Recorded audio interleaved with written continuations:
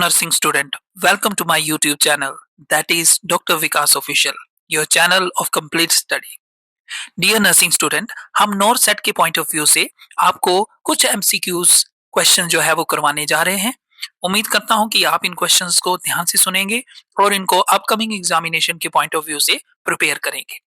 First question आपकी screen में है, which drug is used for prophylaxis of manic depressive disorder. कौन सा ड्रग जो है वो मैनिक डिप्रेसिव डिसऑर्डर के प्रोफाइलैक्सिस में यूज किया जाता है, उसको ट्रीट करने के लिए यूज किया जाता है। तो फर्स्ट ऑफ ऑल स्टार्ट करने से पहले मैं आपको बता दूं कि मैनिक जो वर्ड है ये ओल्ड फॉर्म का वर्ड है। ये ओल्डर टर्म है किसके लिए? बाइपोलर डिसऑर्डर के लिए। यहाँ पे कॉम्प्लेक्स तरीके से जो है वो क्वेश्चन को डिजाइन किया गया है। बाइपोलर डिसऑर्डर डायरेक्ट ना पूछकर मैनिक डिप्रेसिव डिसऑर्डर यहाँ पे लिखा गया है। तो इसके चार ऑप्शन आपको प्रोवाइड यहाँ पे एग्जामिनर ने करवा के रखे हैं।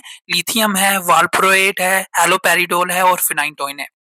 तो यहाँ पे आपको बताना है कि कौन सा ड्रग जो है वो कॉमनली यहाँ पे यूज होता है। यहाँ क्या है डियर नर्सिंग स्टूडेंट, यहाँ लिथियम तो आपको पता है करेक्ट ऑप्शन यहाँ पे लिथियम दिख रहा है, तो लिथियम तो होगा। लेकिन लिथियम तो यूज करते हैं, लेकिन वाल्प्रोएट जो है वो इसको भी यहाँ पे यूज करते हैं बाइपोलर डिसऑर्डर के लिए। हैलोपेरिडोल आपका जो है वो एंटीसाइकोटिक ड्रग है और ये जो है वो प्राइमरी एंटीसाइकोटिक ड्रग है। फिनाइटोइन आपका सीजर में यूज होता है। तो यहाँ पे कॉम्प्लेक्स ये हो जाता है कि किस ड्रग को हम जो है वो यहाँ पे प्रोफाइलैक्सिस के रूप में जो है वो यहाँ पे जो है करेक्ट आंसर जो है वो डिक्लेयर करें। तो यहाँ पे क्या है, लिथियम, वाल्प्रोएट, हैलोपेरिडोल, फिनाइटोइन में करेक्ट ऑप्शन आपका जैसे कि आप स्क्रीन में देख रहे हैं लिथियम हो जाएगा, क्योंकि वाल्प्रोएट भी यहाँ पे यूज होता है लेकिन यहाँ पे कॉमनली जो है वो लिथियम यूज किया जाता है। और लिथियम की सबसे बड़ी खास बात है कि ये लॉन्ग टर्म ट्रीटमेंट के लिए और प्रिवेंशन के लिए जो है यहाँ मैनिक डिप्रेसिव डिसऑर्डर जिसको बाइपोलर डिसऑर्डर बोल रहे हैं उसके लिए यूज होता है। तो लिथियम यहाँ पे करेक्ट ऑप्शन हो जाएगा। थोड़ा सा मैं आपको एक्सप्लेनेशन दे दूं कि मैनिक डिप्रेसिव डिसऑर्डर क्या होता है। ये एक बाइपोलर डिसऑर्डर होता है, इसमें जो है वो मूड स्विंग रहते हैं। आदमी एक टाइम में आदमी जो है वो काफी एनर्जेटिक लगेगा, दूसरे टाइम जो है वो डिप्रेसिव फील करेगा। तो इसकी जो है वो 3 एपिसोड यहाँ पे होते हैं। मैं यहाँ पे अगर आप स्क्रीन में देख रहे हैं, मैनिक एपिसोड, दूसरा डिप्रेसिव एपिसोड और तीसरा हाइपोमैनिक एपिसोड यहाँ पे होता है।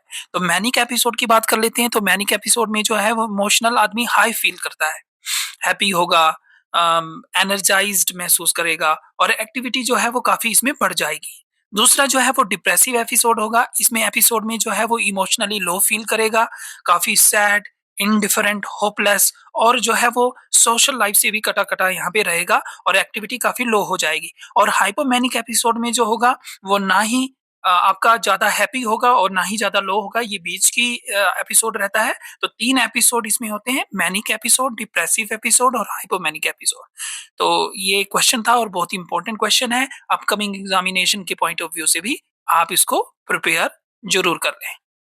Dear nursing student, second question की तरफ चलते हैं। तो सेकंड क्वेश्चन आपकी स्क्रीन में डिस्प्ले हो रहा है। आपका क्वेश्चन है, highly heat resistant vaccine is. जो आपको 4 वैक्सीन के नाम देके रखे हैं, इनमें सबसे ज्यादा हीट रेजिस्टेंट वैक्सीन कौन सी होती है? तो सबसे ज्यादा हाईली हीट रेजिस्टेंट वैक्सीन जो है वो टीटी होती है।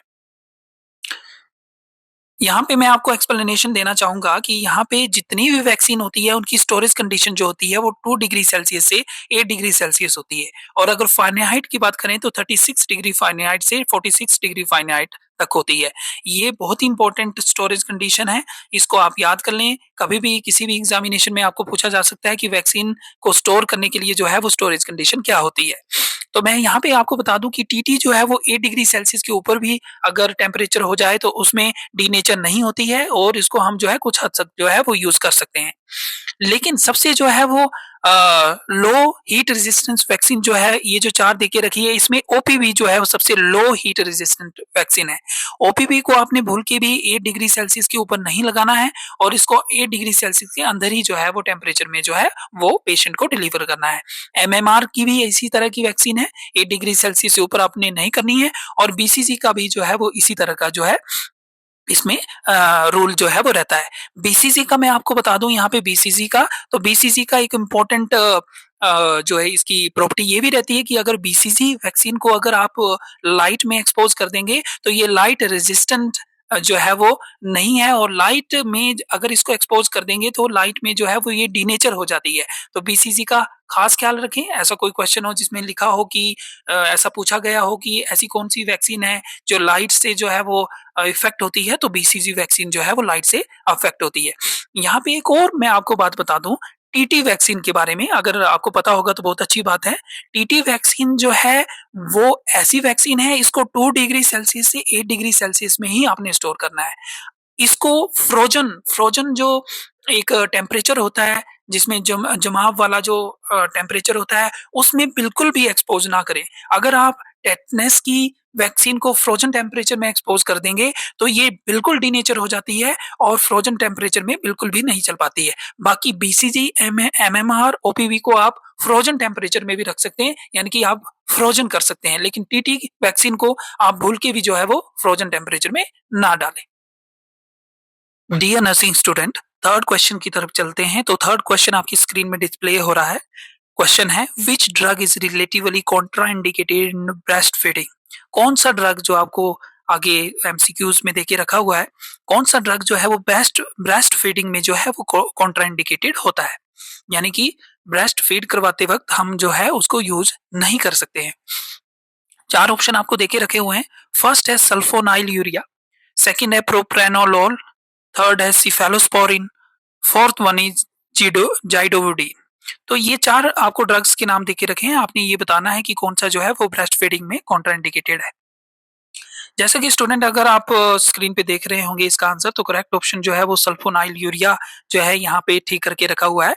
तो मैं आपको बता दूं कि सल्फोनाइल यूरिया जो है वो टाइप 2 डायबिटीज में यूज की जाने वाला ड्रग है। तो सल्फोनाइल यूरिया जो है वो ब्रेस्ट फीड करवाते वक्त क्या होता है कि कुछ अमाउंट में जो है ये ब्रेस्ट फीडिंग में आ जाता है, मतलब मिल्क में जो है वो आ जाता है।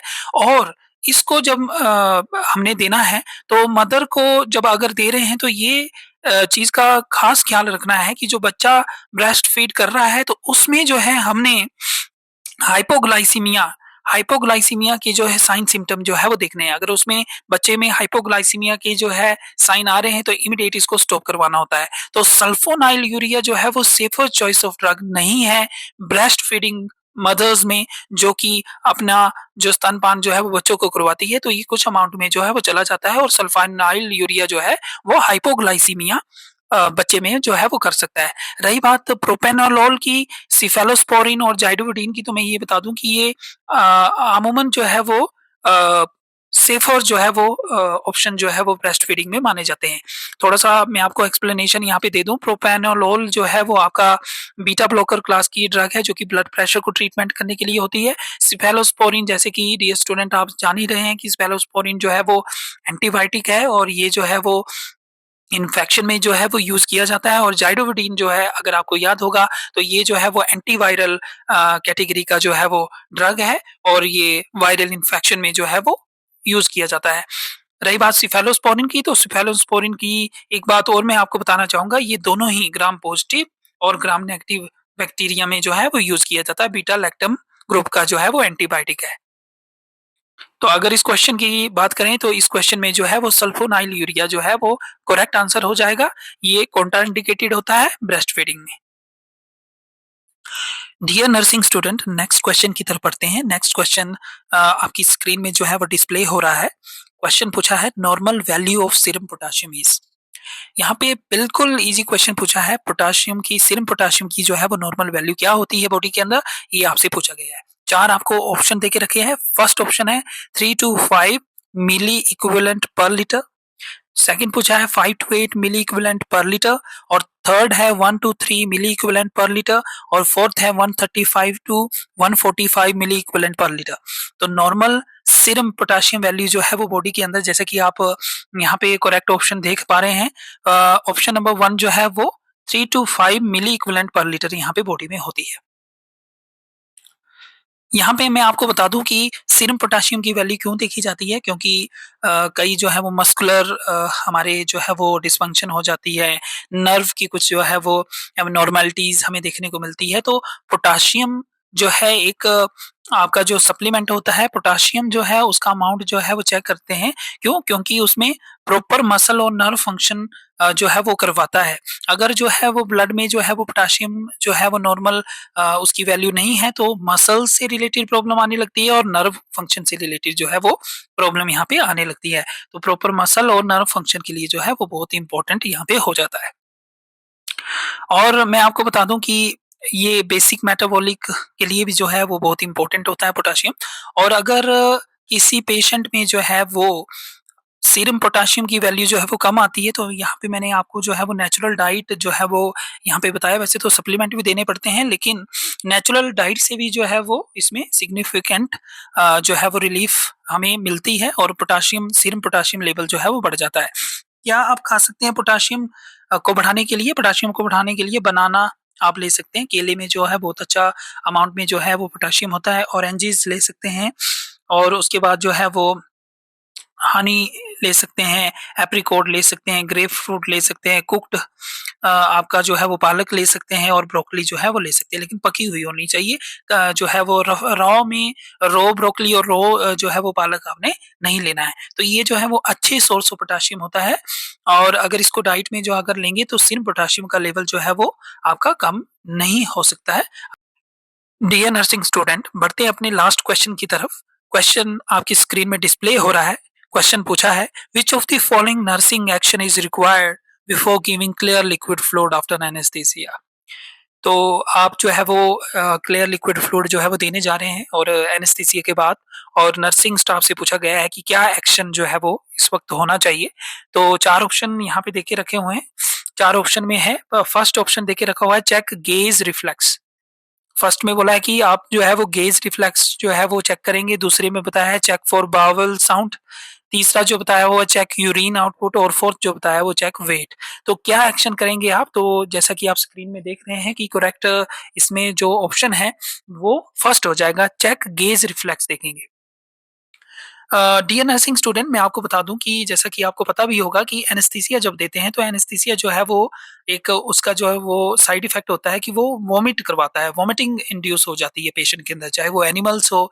एनिमल में भी काफ़ी सर्जरीज होती है, जैसे न्यूट्रल डॉग को करवाया जाता है, कैट को करवाया जाता है और जो ह्यूमन बींग्स है उसमें भी सर्जरी होती है। तो क्या होता है कि जब हम एनेस्थीसिया देते हैं तो उसमें क्या हो जाता है कि पेशेंट में जो वॉमिटिंग इंड्यूस होती है। इसलिए जो है अगर आपने सर्जरी अगर आपके घर में किसी की हुई हो या कहीं आपने सर्जरी वाले पेशेंट देखे हों, तो सर्जन उनको कहते हैं कि सर्जरी के 1 दिन पहले जो है वो खाली पेट आने के लिए बोलते हैं और पेट को खाली रखने के लिए बोलते हैं और चाहे वो एनिमल हो, एनिमल को भी जो है वो खाली पेट रखा जाता है, इंक्लूडिंग पानी तक नहीं दिया जाता है। उसका रीज़न यही है कि एनेस्थीसिया जब इंड्यूस होता है, तो वो वॉमिटिंग कॉज़ करता है और जब वॉमिट होगा और अगर स्टमक जो है वो एम्प्टी नहीं होगा, स्टमक फुल होगा, चाहे वो वाटर है तो उसमें क्या हो जाता है कि वॉमिट होगा और वॉमिट से क्या होता है कि जो फूड पार्टिकल है या जो लिक्विड है वो क्या होगा, हमारे जो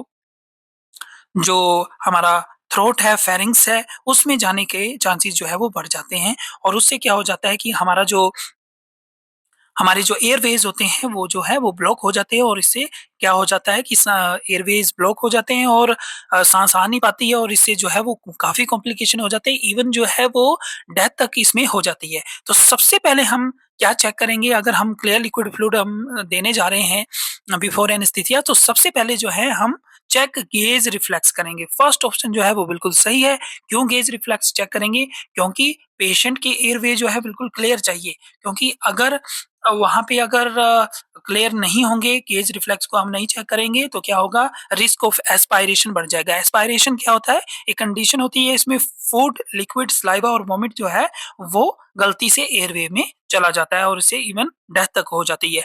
तो इसमें सबसे इम्पोर्टेंट ये हो जाता है कि अगर आप क्लियर लिक्विड फ्लूइड अगर देने जा रहे हैं एनेस्थीसिया के बाद, तो हमने गेज रिफ्लेक्स को जो है वो ज़रूर चेक करना है, ताकि कोई फॉरेन ऑब्जेक्ट जो है वो फेरिंग्स या थ्रोट में या कोई एयरवेज को जो है वो फॉरेन पार्टिकल जो है वो ऑब्स्ट्रक्ट ना कर दे और इससे कोई कॉम्प्लिकेशन ना हो। तो ये ज़रूर आपने चेक कर लेना है।